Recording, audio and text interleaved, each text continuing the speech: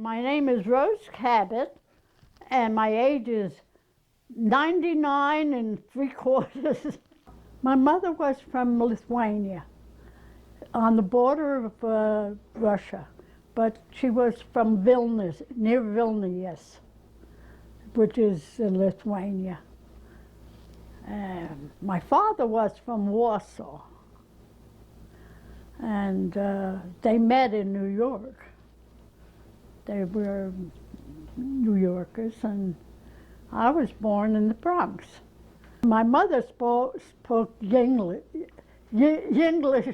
She spoke Yiddish, English.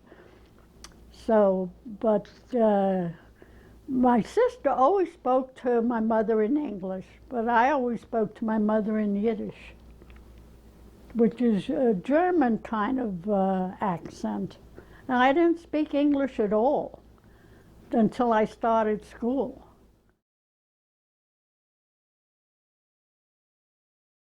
We lived on a very nice street, was Henry Street, which was right near the Henry Street settlement, just a couple of houses over. And we always had these peddlers who would come around with these baby carriages with beans in them. They call them arbus and bubbus, which was garbanzos and those big red beans. And we had block parties, you know, and people sat on the fire escapes to watch it. You sat on the fire escape, you put the pillows out on the fire escape and watched the goings on down below. And also we used to go on trips. We were the Henry Street Settlement Girls. We used to sing, "We are the girls of Henry Street, you hear so much about." Whenever we go out, I forget the name, how to sing it anymore. And then they would take us to all the fancy places in New Jersey and so on by bus. So all the higher-ups, the people who were rich, could see all the poor people and give us gifts. Then when we moved to the Bronx, that's when I went to the high school. I went to Walton High School. It was all girls school. I went to an all girls school. There was a boys and girls school near me, but I went from an all girls grade school to an all girls high school. So I never went to a mixed group school.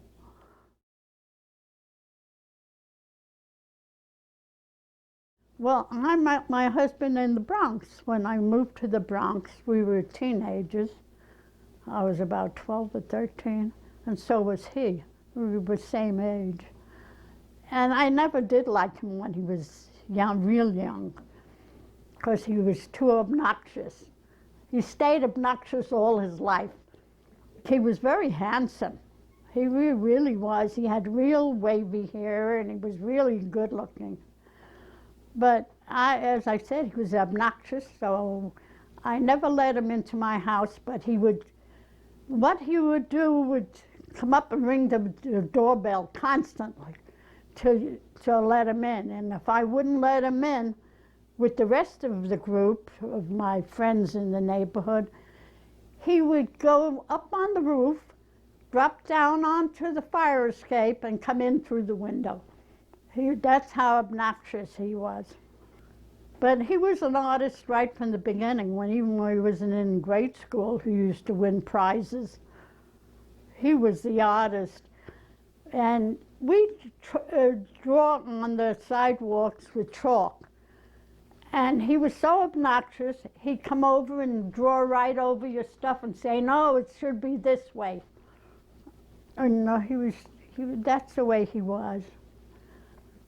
But he just kept coming around, and my mother said, "Why does he come around so early in the morning?" So, to our concourse area. But then he just kept on going, and he said, "Oh, you don't want to go with Larry. He only kisses you on the forehead." I got married in 1936. And then I got married again in 1937. See, I got married in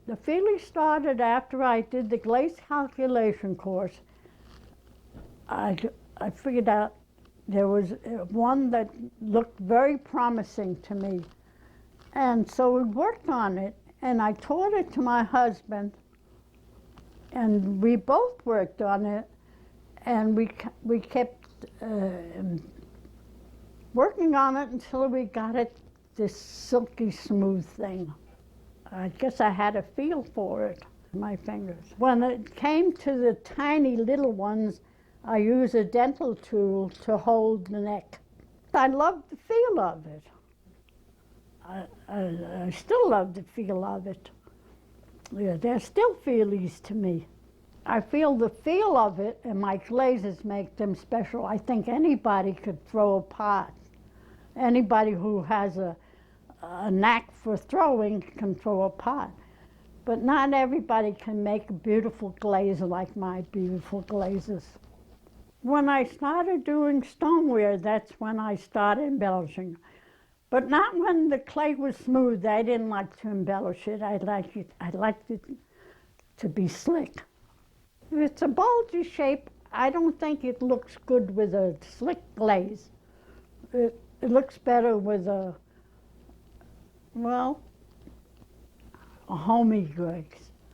But when it comes up slick and beautiful, I think it needs a slick glaze. So that's how I decide. I have no schedule anymore. When I feel like it, I go out and make pots. But if I don't feel like it, I don't. I used to go out every morning, but I don't anymore. You know, at my age, it's pretty hard to get around. So it's only when I feel like it.